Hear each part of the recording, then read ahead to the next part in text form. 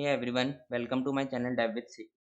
तो इस वीडियो में हम लीड कोड का क्वेश्चन नंबर 995 करने जा रहे हैं, जिसका नाम है minimum number of K consecutive bit flip है। तो इसको पढ़ते हैं क्वेश्चन को। क्वेश्चन क्या कह रहा है?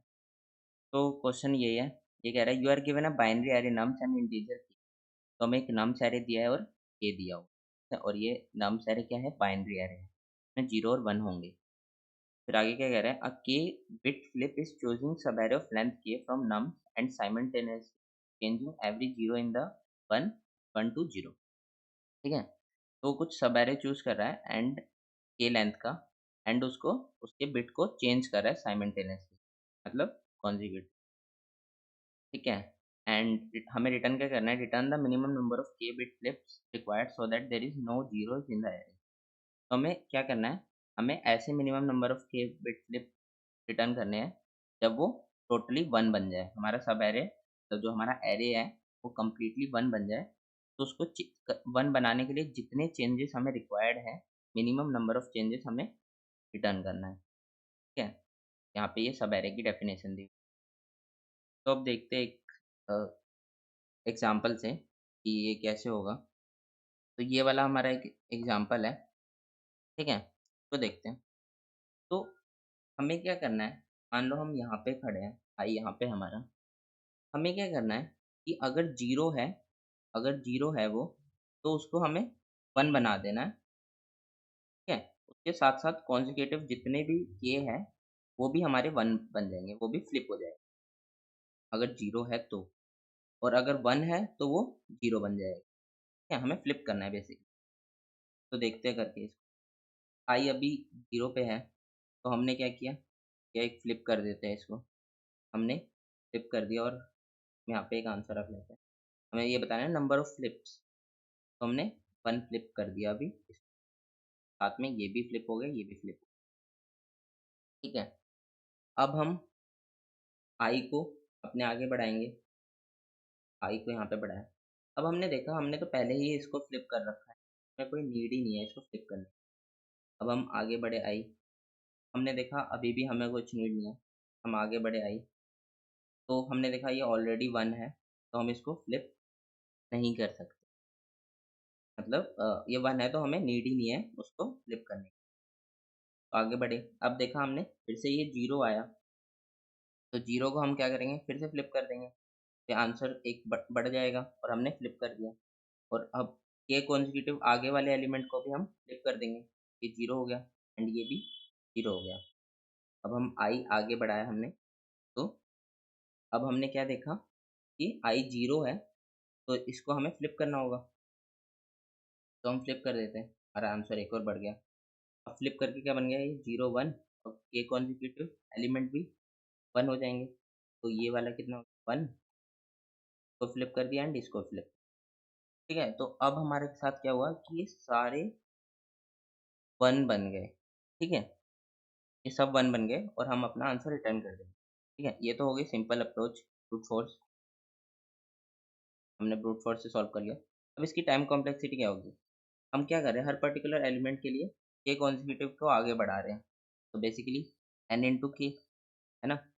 और इस केस में हमारा n और k दोनों 10⁵ दिया हुआ है, तो ये TLE दे देगा हमें। ठीक है? ये TLE दे देगा। तो ये अप्रोच तो हमारी वर्क नहीं करेगी।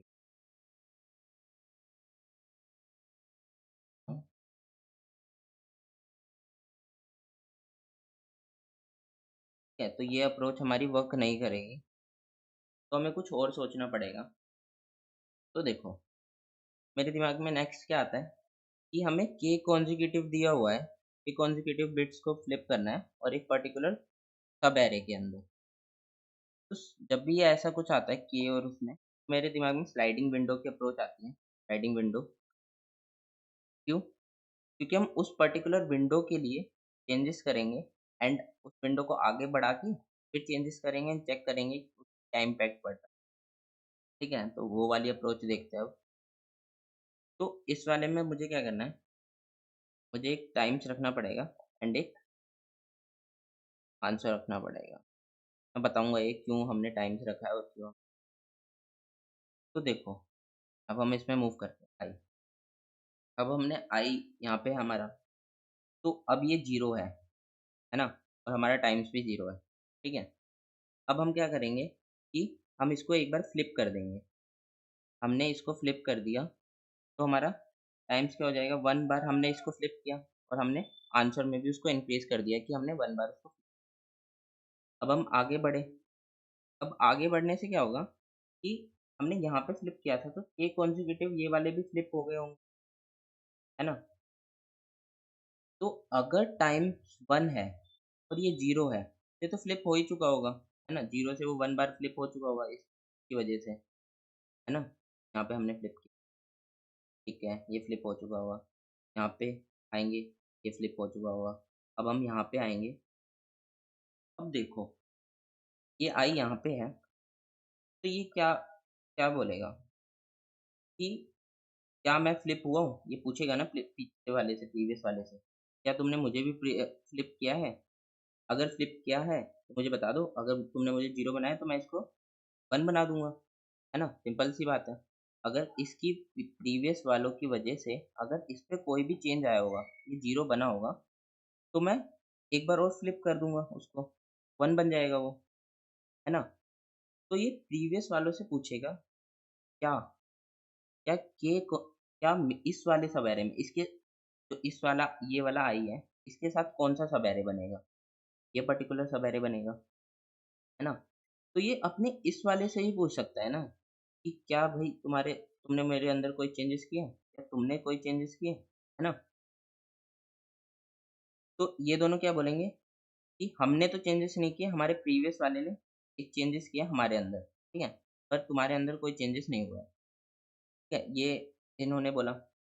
तो मुझे क्या पता चला कि इसकी वजह से जो आउटसाइड एरे है, उसकी वजह से मेरे इस पर्टिकुलर सब एरे में चेंजेस हुए हैं,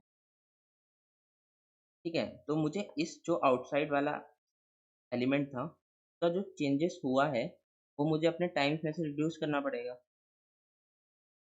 है ना? क्यों? क्योंकि टाइम्स मुझे क्या बता रहा है? टाइम्स मुझे बता रहा है कि एक बार फ्लिप हो चुका है। मैं यहाँ पे स्टैंड कर रहा हूँ और मैंने टाइम से पूछा कि क्या फ्लिप हुआ है? उसने बोला हाँ, एक बार चेंज हो चुका है, पर इस वाले सब एरे में तो कोई चेंजेस हुआ ही नहीं है ना, इस वाले एलिमेंट पे तो कोई चेंजेस हुआ ही नहीं है और इस पर्टिकुलर सब एरे की वजह से भी नहीं हुआ है चेंज। इस एलिमेंट की वजह से चेंज हुआ है जो हमारा फर्स्ट वाला एलिमेंट था ये। इसकी वजह से चेंज हुआ है, तो हमें वो रिड्यूस करना पड़ेगा। अब हम सब एरे में क्या करते थे हमारे uh, by sorry sliding window approach में कि हमारी कोई विंडो होती थी, जब हम विंडो को आगे बढ़ाते थे, तो अपने प्रीवियस वाले का जो इम्पैक्ट पड़ा होता था हमारे किसी भी चीज़ पे, उसको हम माइनस कर देते थे, उसमें से इम्पैक्ट को, टोटल इम्पैक्ट जो था होता था, उसमें से हम आई वाले इम्पैक्ट को माइनस कर देते थे और हम क्या टोटल इम्पैक्ट में क्या ऐड कर देते थे, जो इस वाले एलिमेंट का इम्पैक्ट पड़ेगा plus array of ai of j, है ना? हम स्लाइडिंग विंडो में यही करते थे ना, ये अप्रोच होती है ना उसकी, ये मतलब ये फंडा होता है ना उसका। तो ठीक है, यही फंडे से हम आगे बढ़ रहे हैं। तो यहाँ पे आई आया, तो मैंने क्या किया, टाइम्स को 0 कर दिया कि कोई इम्पैक्ट पड़ा ही नहीं, मतलब इस वाले का जो इम्पैक्ट पड़ा था, वो मैंने रिड्यूस कर दिया। तो अब मुझे इम्पैक्ट पता कैसे चलेगा कि इस वाले का इम्पैक्ट क्या है? मैं क्या करूँगा सिंपली, वाले का इम्पैक्ट जानने के लिए मैं क्या करूँगा, एक अ, फ्लिप नाम से एक एरे रख लूँगा, जिसमें मैं ये नोट करता रहूँगा कि कौन-कौन सा मैंने फ्लिप किया है। मैंने इस वाले को फ्लिप किया था और इस वाले को नहीं किया था, इस वाले को नहीं किया। ठीक है? यहाँ तक आ गया? यहाँ तक समझ में आया होगा। तो इस वाले का इम्पैक्ट जो है, ये 1 था इम्पैक्ट, वो मैं अपने टाइम्स में से माइनस कर दूँगा। 1 से मैंने 1 माइनस किया तो 0 आ गया, है ना? ये मैंने इम्पैक्ट माइनस कर दिया उसका। ठीक है, मैंने ये इम्पैक्ट माइनस कर दिया। अब मैं आगे बढ़ता हूँ।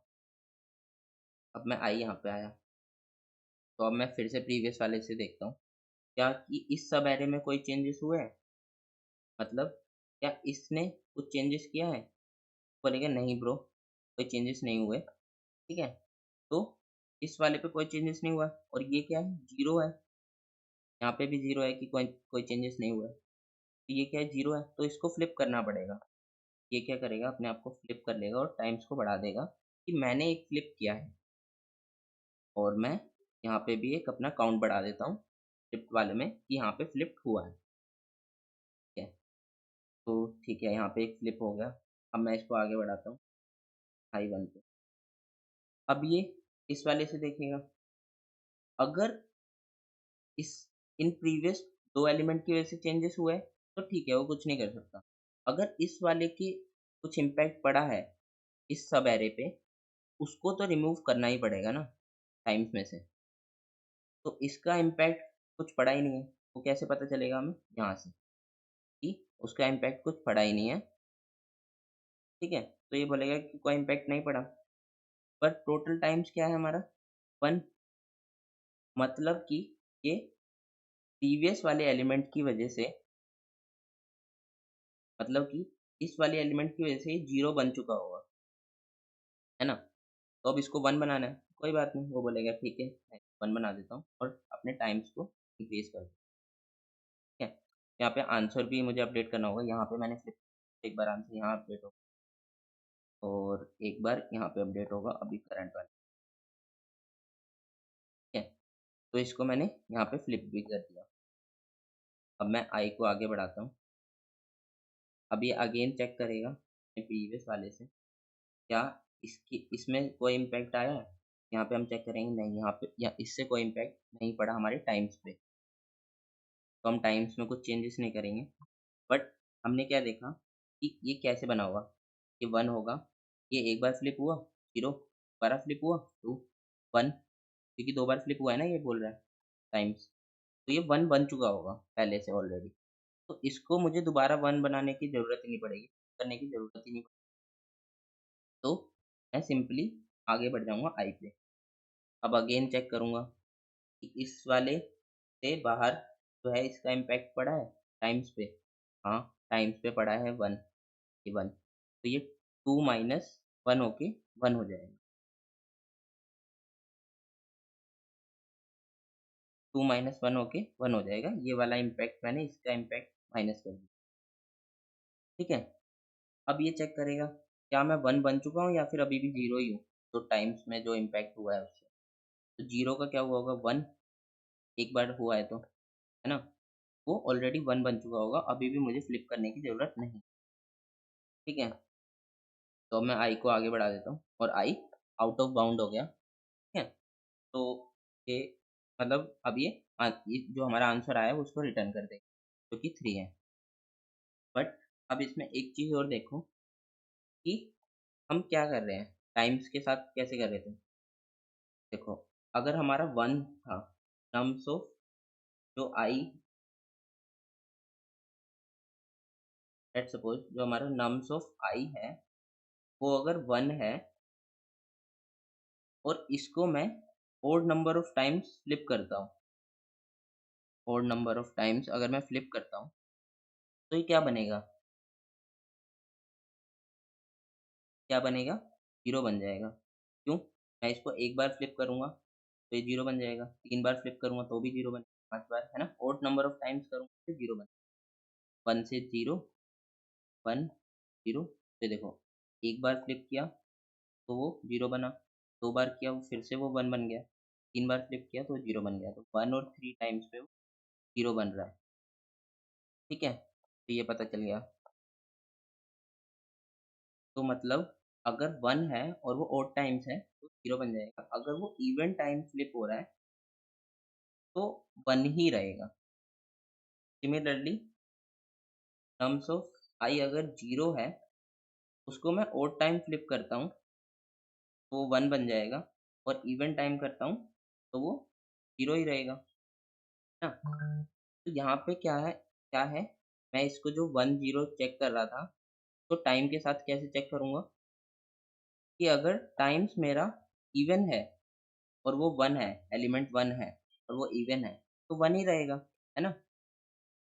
और अगर वो 1 है और टाइम्स मेरा ओड है, और टाइम्स है, तो वो 0 बन जाएगा। यहाँ से मैं ये चेक कर सकता हूँ। तो अब इसका कोड देखते हैं और समझते हैं इसको बेटर से, आपको कोड लिखते हैं।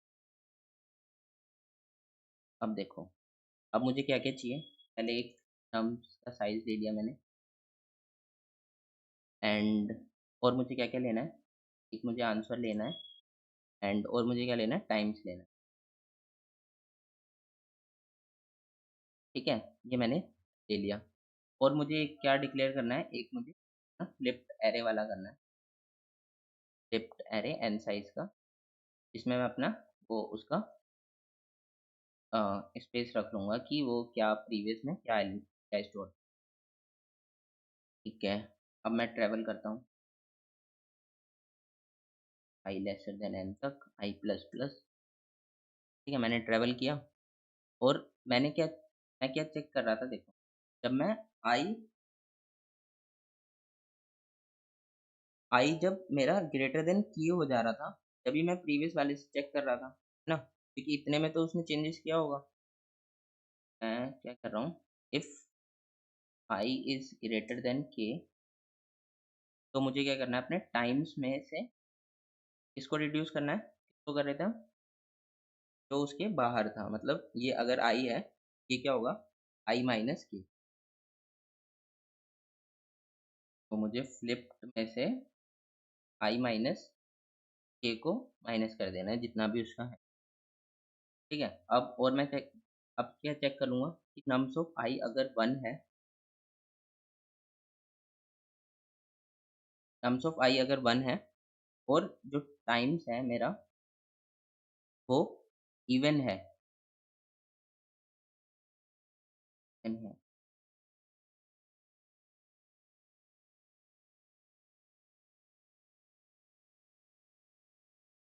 तो मुझे देखो, ये मैं क्या कर रहा हूँ कि मुझे कब-कब फ्लिप करना है, मुझे कब-कब फ्लिप करना है। अगर नम्स ऑफ i मेरा 1 है और वो ओड टाइम्स है ना? तब वो 0 होगा, तब मुझे फ्लिप करना है। और नम्स ऑफ i अगर 0 है और वो इवन टाइम्स है, तब मुझे फ्लिप करना है।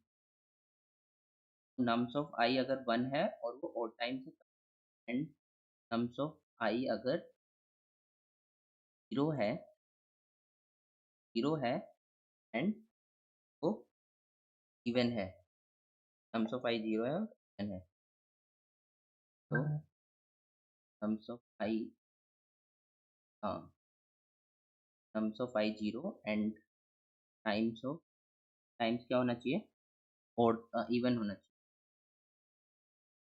तो जब-जब मुझे फ्लिप करना है, तो मैं अपने आंसर में जब मैं फ्लिप करूँगा, तो मैं अपने आंसर को इंक्रीमेंट कर दूँगा, मैं टाइम्स को इंक्रीमेंट कर दूँगा, एंड फ्लिप में स्टोर कर लूँगा i में, ठीक है? और लास्ट में मैं क्या करूँगा, आंसर, रिटर्न आंसर, बट इसमें एक कंडीशन फेल होगी, आप सोच सकते हो, नहीं तो मैं बताता हूँ। वो कंडीशन क्या फेल होगी, अब हम एक और एग्ज़ाम्पल लेते हैं। अब हमने एग्ज़ाम्पल लिया 1, 1, ठीक है? या फिर इसको बड़ा कर लेते हैं और भी ऐड कर लेते हैं। तो ये वाला केस क्या कभी पॉसिबल हो सकता है? नहीं, ये कभी पॉसिबल हो ही नहीं सकता। कि लेट्स सपोज़ हम अपना एक जो एग्ज़ाम्पल दिया हुआ है वही ले लेते हैं। इसमें -1 का दिया है ना, ये 1, 1, 0 और k 2 है। वही वाला एग्ज़ाम्पल से समझते हैं। 1, 1, ये है हमारा 2। क्या ये कभी पॉसिबल हो सकता है? क्योंकि मान लो मैं k एलिमेंट को, मैं अभी i यहाँ पे स्टैंड कर रहा हूँ। मैंने इन दोनों को फ्लिप किया। इन दोनों को तो मैं फ्लिप करूँगा ही नहीं, क्योंकि ये ऑलरेडी 1 है। इसको भी नहीं करूँगा। अब मुझे ये फ्लिप करना है, i में यहाँ पे, और k इज़ इक्वल टू 2 वाले को फ्लिप करना है। तो आगे तो कोई एलिमेंट है ही नहीं ना यहाँ पे। मैं आगे तो फ्लिप कर ही नहीं सकता। और अगर मैं पीछे करता हूँ, तो मैं क्या कर दूँगा, अपने इस वाले को वापस से और 0 बना दूँगा, जो कि ऑलरेडी 1 है। तो प्रीवियस वाले को तो हमें छेड़ना ही नहीं है। प्रीवियस वाला तो पहले से ऑलरेडी सॉर्टेड है ना? तो उसको तो मुझे करना ही नहीं है। और अगर मैं बाई चांस कर भी देता हूँ तब भी वो नहीं होगा।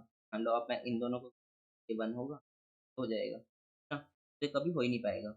अब अगर मैं दोबारा से इस साइड से करता हूँ तो ये 1 होगा, ये 0 होगा, ये इनफाइनाइट लूप में चलता ही रहेगा, है ना? मैं क्या इसमें अपनी कंडीशन में मैं चेक कर लूँगा, if I plus k greater than n हो जाता है, तो मुझे -1, है ना? मैंने कर लिया। अब इसको रन करते हैं और चेक करते हैं कि ये पास हो रहा है या नहीं। अब इसको सबमिट करते हैं।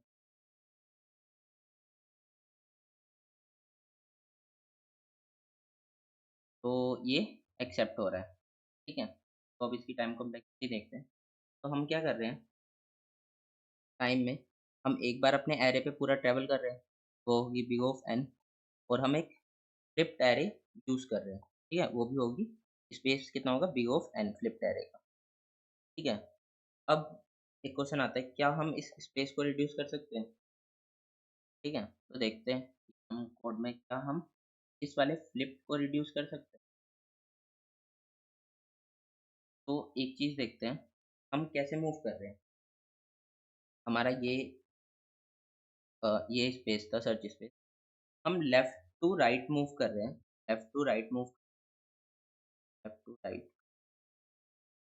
ठीक है? तो अगर मैं प्रीवियस कुछ एलिमेंट में यहाँ पे चेंजेस कर भी देता हूँ, जो मेरा ओरिजिनल एरे है उसमें कुछ चेंजेस कर भी देता हूँ, क्या मुझे उसमें प्रीवियस वाले एलिमेंट्स की नीड पड़ेगी? हैं?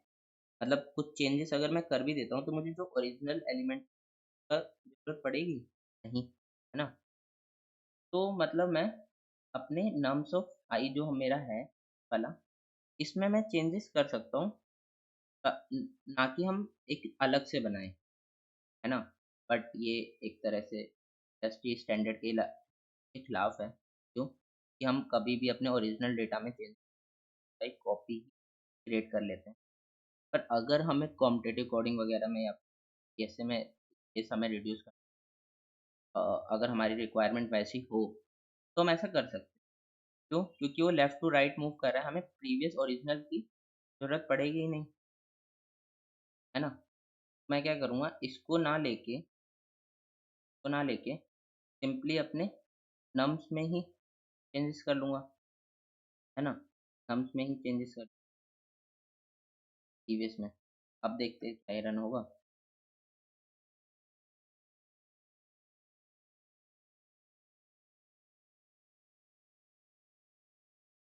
तो आपको ये फिगर आउट करना है कि हम कि नम्स में चेंजेस करके हम इसको कर सकते हैं या नहीं, ठीक है? अभी के लिए मैं ऐसे ही छोड़ देता हूँ, 50 छोड़ देता हूँ।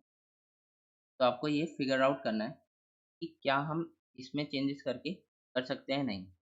अगर कर सकते हैं तो हम इसको बिग ऑफ 1 में रिड्यूस कर लेंगे, है ना? यही करना है हमें सिंपली, कि हमें इसमें ना स्टोर करके उसमें स्टोर करना है। तो उसको हम कैसे चेक करेंगे? हमें एक बार ड्राई रन करना होगा और हमें चेक करना होगा कि हम ऐसा कर सकते हैं, कि आप ट्राई करना, है ना? और अगर आपको ये वाली अप्रोच पसंद आई है तो वेल एंड गुड, ठीक है? तो thanks for watching, and I hope आपको ये पसंद आया हो। Thanks for watching, thanks, bye.